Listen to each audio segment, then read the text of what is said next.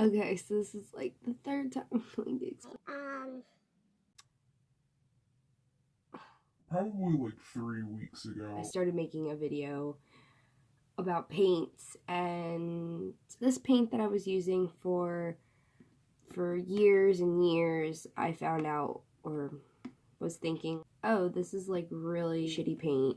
I should probably start looking into nicer paints.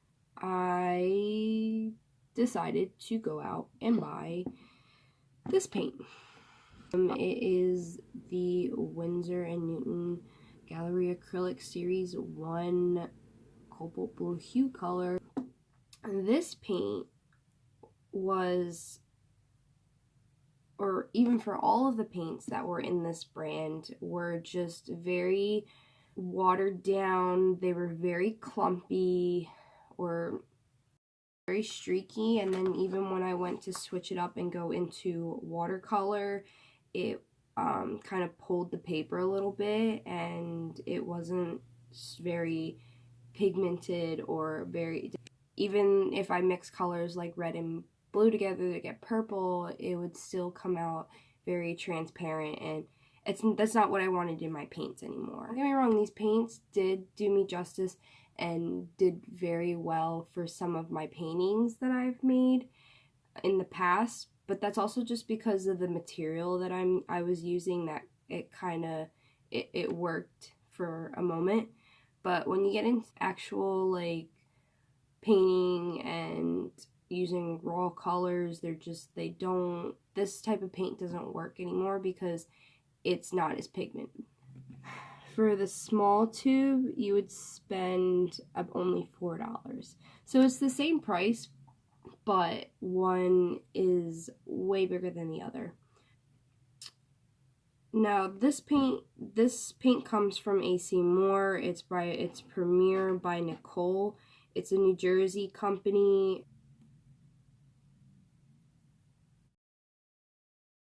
When I did the test strips, like, you could see like where I would pick up my brush and then place it back down, and it would create these streaks that I don't like. It's not what I want.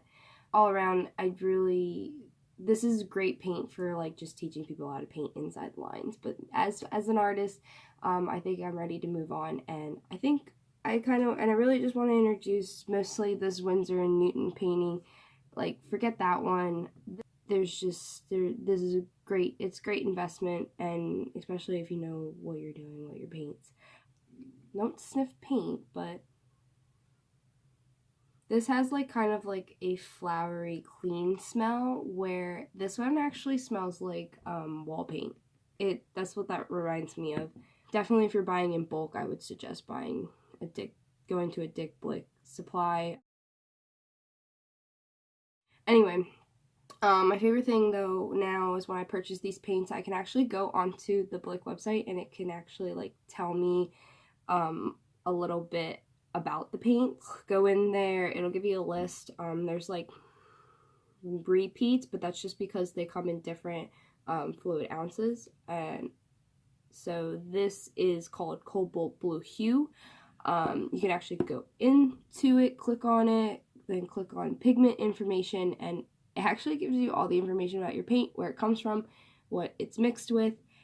And I know that these colors are not the same. This is ultramarine, and this is cobalt blue, and this is cobalt blue, but actually to get cobalt blue, you have to mix phthalo blue, titanium white, and ultramarine to get that color. So technically they kind of are the same color, except cobalt blue is more like a royal blue color that they use mostly in sports. And yeah.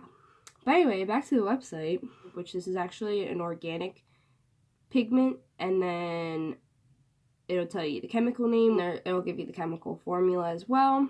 It'll tell you about the properties, the performance. The performance of these paints, their goal is to be as bright and vibrant, and they also strive for I'm just going to read their description of performance because terrible. Phthalo blues are completely light, fast, and stable, and are permanent for all paint uses.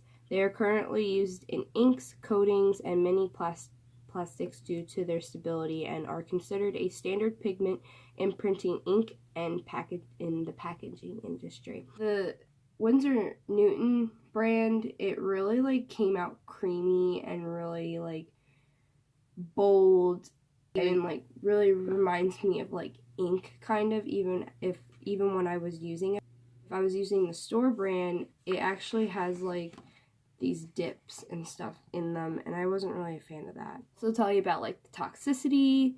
Paint that was made before 1982 contained some PCBs, which it wasn't until actually the 1990s that they did a scientific research on paints, so your paintings will last a lot longer, and that is the goal for Winsor and Newton, is that they try to create the perfect formula so that way your paintings will last a lot longer, even if they last longer than when you're like old and in the ground.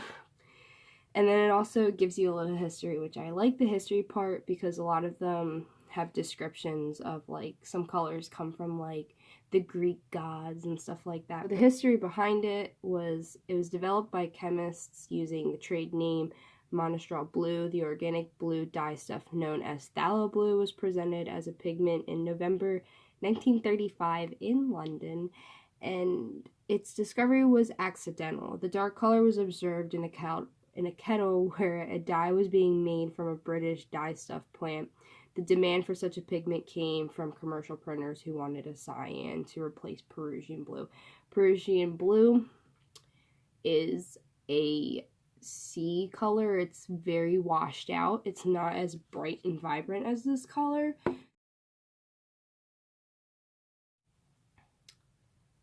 And then also, fun fact, there's alternate names for this color, and one of them is like cyan blue, helio blue, heliogen blue, intense blue, and then monostraw blue. And then there's Winsor blue. Now, I chose to put the paints on Strathmore drawing paper. I always suggest get your 3 basic colors. You don't have to buy every color. Just buy the colors that you need. But yeah, that is it. That is all I have. Now we're just going to have a little word from our sponsor, which is my paintings.